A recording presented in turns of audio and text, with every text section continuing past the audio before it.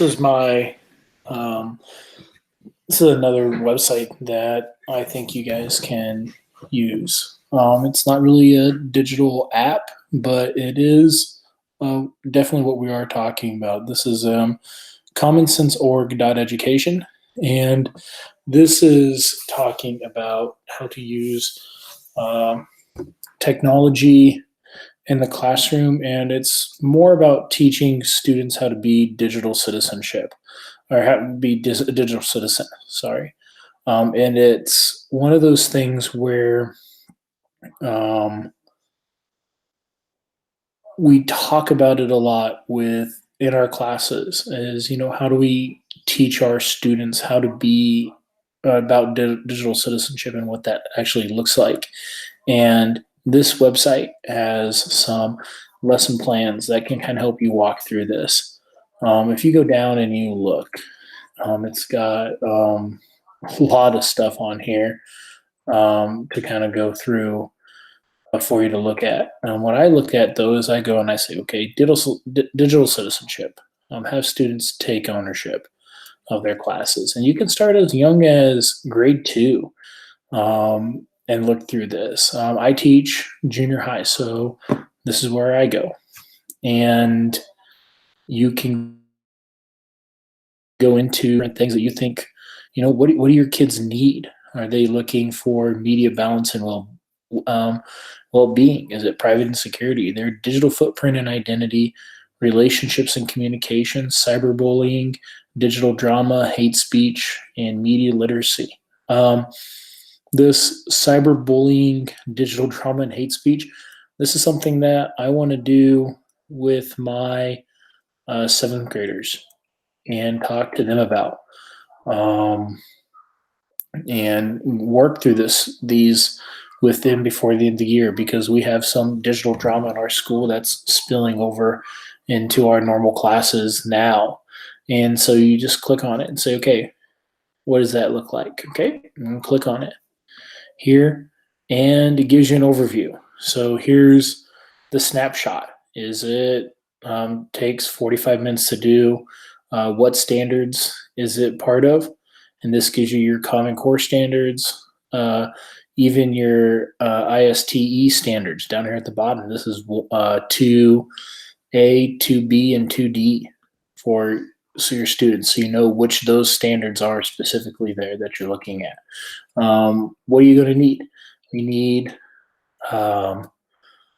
what will you need to make sure this lesson's there?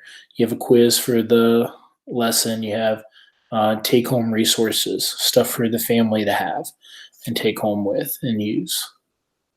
Go over here and go look at the lesson plan. And it gives you a step-by-step lesson plan that you can print off and look at for each of the students.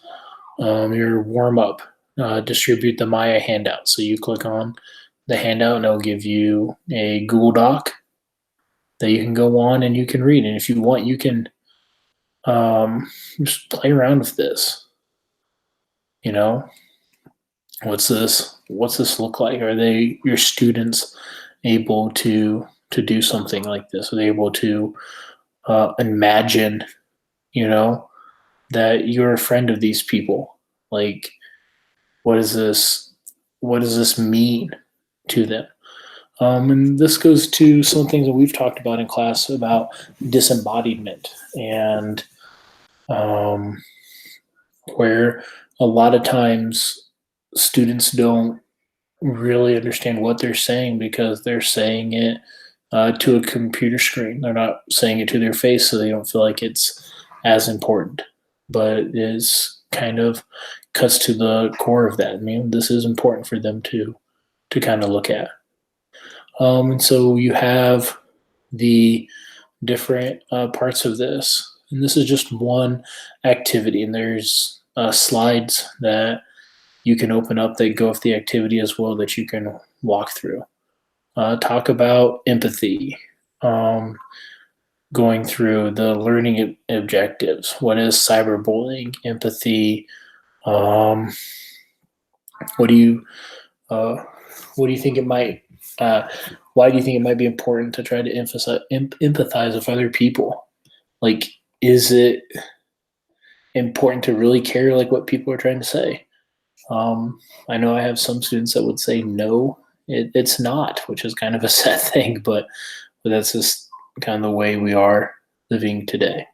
Are you upstander, someone who responds to bullying situation by confronting the bully directly, or an ally, someone who responds to bullying by supporting the person being bullied? Which one are you? Which one's better for you to be? Um, Work through those things with them. So this is something that definitely want to do with my classes before the end of the year is out. Is just kind of talk about these things and work through this. But it is a full planned curriculum. It like I said, it starts all the way from kindergarten. Starts all the way from third grade to eighth grade right now, and you can use this in your schools. It's free. You have to subscribe to a few uh, websites, so you'll get some emails that you can just say, "Hey, go to my spam," if you don't really care about them.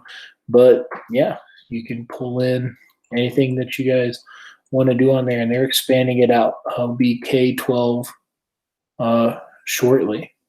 But even if it's not, you know, looking at it, this seventh and eighth grade stuff is stuff that I do with ninth and 10th graders as well um, in our school.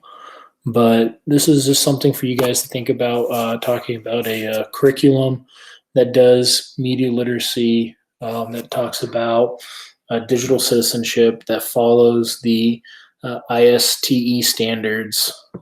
This does it. And so it's a pretty cool curriculum to look at, and hopefully a tool that you guys can use as well.